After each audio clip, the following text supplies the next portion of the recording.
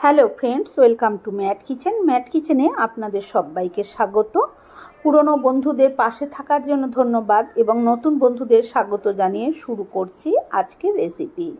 এখানে আমি 1.5 কেজি মতন আম নিয়ে নিয়েছি, আর এটা হচ্ছে হিমসাগর আম। হিমসাগর আম কিন্তু একটু টক কম হয়। আর অপর দিকে একটা বাটিতে আমি এরকমভাবে বেশ কিছুটা জল নিয়ে নিয়েছি, আর তাতে 1 চামচ লবণ দিয়ে ভালো করে গুলে নিয়েছি। এবারে আমটাকে আমি ভালো করে ছাড়িয়ে দিচ্ছি। আম কেটে কেটে যদি নুন জলের মধ্যে ডুবিয়ে রাখা হয় তাহলে আমের যে একটা কষ হয়, যেটার জন্য ডালে দিলে বা কিছুতে দিলে কালো হয়ে যায়, সেইটা কিন্তু পুরো কষটা নুন জলের মধ্যে কিন্তু বেরিয়ে যায়। এবারে দেখুন, আমটা আমি এরকম লম্বা লম্বা করে কেটে নিয়েছি। তবে আমটার আটি হয়ে গেছে, তবে আমের আটি হয়ে গেলে আমি আর যেটা তৈরি করছি সেটা ভালো লাগে, কুশিয়ালা আমে ভালো লাগে না।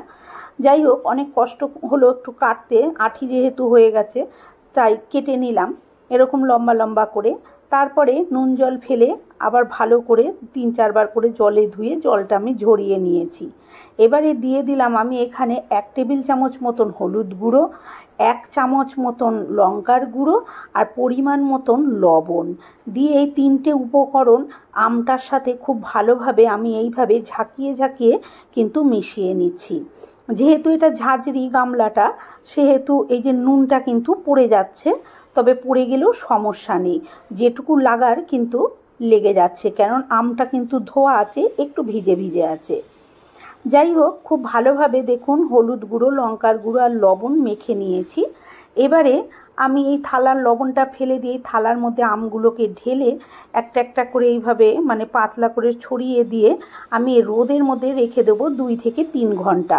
ভীষণ রোদ বাইরে, 2-3 ঘন্টা রেখে দিলেই কিন্তু হয়ে যাবে। নুন আর হলুদ খুব ভালোভাবে আমের ভিতরে ঢুকে যাবে আর আমটাও বেশ শুকিয়ে যাবে রসটা। এবারে আমি একটা মশলা তৈরি করে নেব। তার জন্য এখানে দিয়ে দিলাম 6খানা শুকনো লঙ্কা, আর দিয়ে দিচ্ছি 2 চামচ ধনের গুঁড়ো, ধনে, গোটা ধনে, আর দিয়ে দিলাম 2 চামচ মৌরি, দিয়ে দিচ্ছি 2 চামচ হচ্ছে গোটা জিরে, আর দিয়ে দেবো 1 চামচ গোলমরিচ। ঝালটা অবশ্যই নিজেরা নিজেদের পছন্দ অনুযায়ী ব্যবহার করবেন। আমি যেহেতু একটু টক ঝাল মিষ্টি মানে সেম তৈরি করব, সেই জন্য আমি ঝালটা একটু বেশিই দিলাম। বেশ খেতে খেতে বেশ শিশানো ঝাল উঠবে, তাহলে কিন্তু বেশি ভালো লাগে, ওই জন্য গোলমরিচটা ব্যবহার করেছি। মশলাটাকে ভেজে নামিয়ে নিলাম। এবারে ঠান্ডা করে মশলাটাকে আমি গুঁড়ো করে নেব। অবশ্যই গরম অবস্থায় মশলা নামিয়ে গুঁড়ো করতে যাবেন না, সেক্ষেত্রে কিন্তু মশলাটা ভালো গুঁড়ো হবে না। মশলাটাকে আগে ঠান্ডা করে নিয়ে তারপরে এইভাবে গুঁড়ো করে নেবেন। মশলাটাকে আমি গুঁড়ো করে নিয়েছি। এই যে দেখুন, একদম সমস্ত মশলাটা আমার রেডি হয়ে গেছে। অপরদিকে এই যে দেখুন, আমটা কিন্তু রোদে রেখেছিলাম 3 ঘন্টা মতন। এই যে আমের রস কিন্তু একদম টেনে গেছে, দেখুন কত সুন্দর। আমটা বেশ একটু শুকনো টাইপেরও হয়ে এসেছে। এবারে একটা কড়াই বসিয়ে কড়াইয়ের মধ্যে দিয়ে দিলাম প্রায় 75 গ্রাম মতন সর্ষের তেল। যেহেতু আমার 1.5 কেজি মতন আম, আমি 75 গ্রাম মতন সর্ষের তেল দিয়ে দিয়েছি। তেলটা ভালো মতন গরম হলে আমি এই নুন হলুদ মেখে রাখা আমগুলোকে কড়াইয়ের তেলের মধ্যে দিয়ে দিচ্ছি।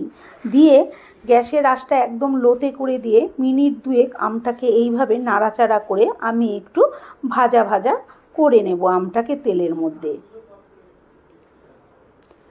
আমটা দেখুন কীরকম কালার কিন্তু অনেকটা চেঞ্জ হয়ে গেছে, দেখেই বোঝা যাচ্ছে। বেশ মিনিট 2-3 আমি এইভাবে গ্যাসের আঁচটা একদম লোতে দিয়ে আমটাকে একটু ভাজা ভাজা করে নিয়েছি।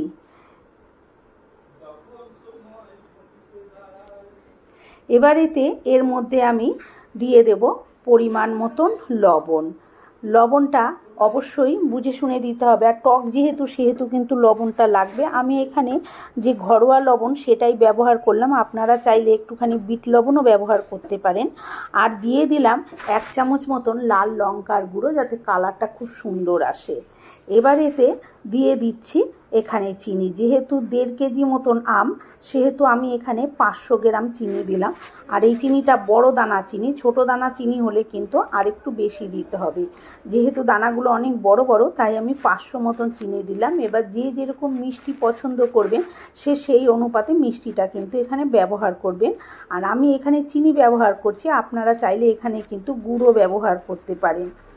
যাই হোক, এবারে খুব ভালো করে এইভাবে নাড়াচাড়া দিতে থাকবো। এটাই কিন্তু কোনো রকম জল ব্যবহার করা যাবে না। চিনিটা গলে কিন্তু এই যে জল বেরোতে শুরু করে দিয়েছে, তা এইভাবে আমি অনবরত যতক্ষণ না চিনি থেকে জলটা বেরোচ্ছে ততক্ষণ একটু নাড়াচাড়া করে নিলাম। এবারে আমি এটাকে ঢাকা দিয়ে দেবো। মিনিট 5 আমি এইভাবে ফুটতে দিয়েছি, দেখুন টকবক করে ফুটছে। এবারে একটু নাড়াচাড়া করে দেব। 5 মিনিটের মধ্যে আমি কোনো রকম কিন্তু ঢাকনা খুলিনি। আমটা দেখে কিন্তু বুঝতেই পাচ্ছেন এই যে অনেকটাই কিন্তু নরম হয়ে এসেছে। ভালো করে আমি একটুখানি এইভাবে উল্টে পাল্টে নাড়াচাড়া দিয়ে দিচ্ছি। এবারে আমি এখানে যে ভেজে মশলাটা গুঁড়ো করে রেখেছিলাম সেখান থেকে অর্ধেকের বেশি দিয়ে দিলাম। সবটা মশলা আমি এখনই দিয়ে দেব না, অর্ধেকটার বেশি মশলাটা দিয়ে আবার খুব ভালো করে আমি এটাকে নাড়াচাড়া করে দিচ্ছি। আর গ্যাসের আঁচটা কিন্তু আমি লোতেই রেখেছি, আঁচ কিন্তু আমি বাড়াবো না। আঁচটা লোতে রেখেই কিন্তু আজকের এই আমের আচারটা আমি তৈরি করছি। আর এইভাবে আমের আচার তৈরি করলে কিন্তু রোদে দেওয়ার কোনো ঝামেলা থাকবে না, অনায়াসে আচার কিন্তু খুব ভালো থাকবে। আর এইভাবে আচার তৈরি করলে আচার কিন্তু সংরক্ষণ করেও রাখতে পারবেন। এবারে আবার ঢাকা দিয়ে আমি 2 মিনিট মতন ফুটতে দিয়েছিলাম, ফুটিয়ে নিয়েছি। তারপরে আবার একটু নেড়ে চেড়ে দিচ্ছি। দেখুন এদিকে যে চিনির রসটা সেটাও কিন্তু অনেকটাই গাঢ় হয়ে গেছে। এবারে আমি একখানা আম আমি তুলে দেখাচ্ছি আপনাদের। দেখুন যে আমটা কত সুন্দর সেদ্ধ হয়ে গেছে, কিন্তু আমটা কিন্তু গোটা গোটা আছে। যাই হোক, তুলে একখানা আমি দেখাচ্ছি। ভীষণই গরম, এই যে দেখুন কীরকমভাবে এই যে আঁঠির যে শ্বাসের মতন হয়ে গেছে সেখান থেকে আমটা কিন্তু এই যে খুলে বেরিয়ে যাচ্ছে। প্রচুর গরম, তাই ঠিক মতন আমি হাত দিয়ে দেখাতে পারলাম না। যাই হোক, এবারে দেখুন রসটা কিন্তু অনেকটা গাঢ় হয়ে গেছে। এই সময়ে আমি এখানে দিয়ে দেব একটা খুব ইম্পর্টেন্ট জিনিস। এটা বন্ধুরা, এটা দিলে কিন্তু আমের আচার অনেক দিন পর্যন্ত সংরক্ষণ করা যায়। এটা হচ্ছে ভিনিগার।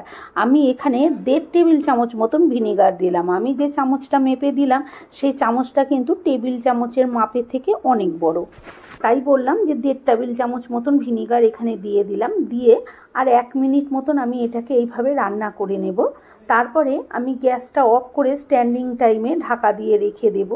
তারপরে আমি আপনাদের দেখাবো যে এটা কেমন হয়েছে। আর তার আগে আমি এখানে আরও কিছুটা ভাজা মশলা দিয়ে দেব। প্রথমেই আমি বলেছিলাম যে সবটা এখন দেব না, পরে দেব, তাই এই সময়ে আমি ভাজা মশলাটা একটুখানি দিয়ে এইভাবে নাড়াচাড়া করে দিচ্ছি। তাহলে কিন্তু মশলার সেন্টটা ভীষণ ভালো হয়।